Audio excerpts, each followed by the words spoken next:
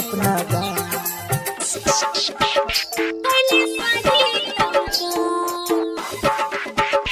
तुम्हें देना अपना गाल हे माल तुम्हें देना अपना गाल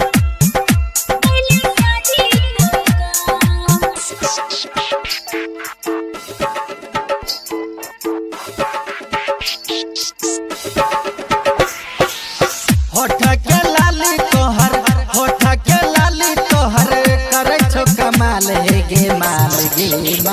हे गे माल चुम्मा देना अपना गाल हे गे माल चुम्मा देना अपना गाल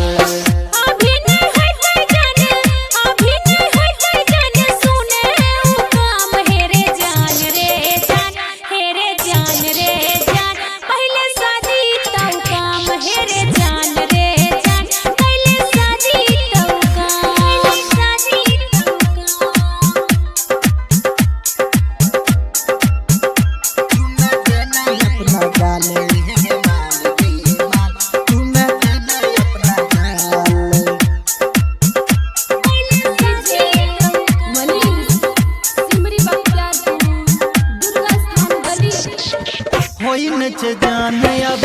हमरा बर्दाश्त गे कितना दिन करेबे हमरा छोरी उपवास गे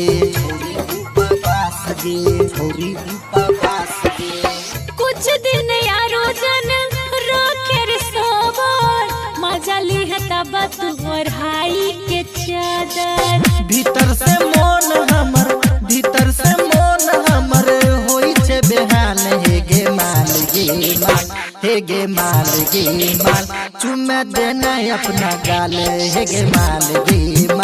चुम्मा देना अपना गाल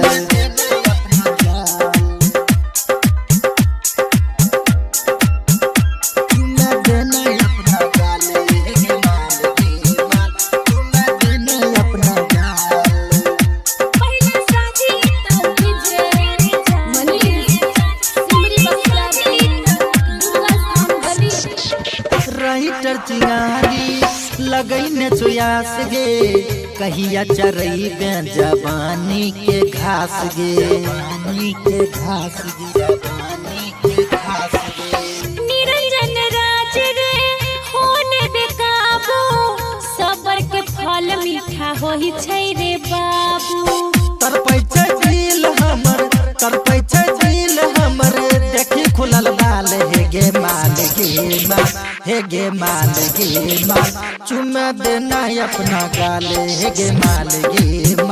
चुम्मा देना अपना गाल।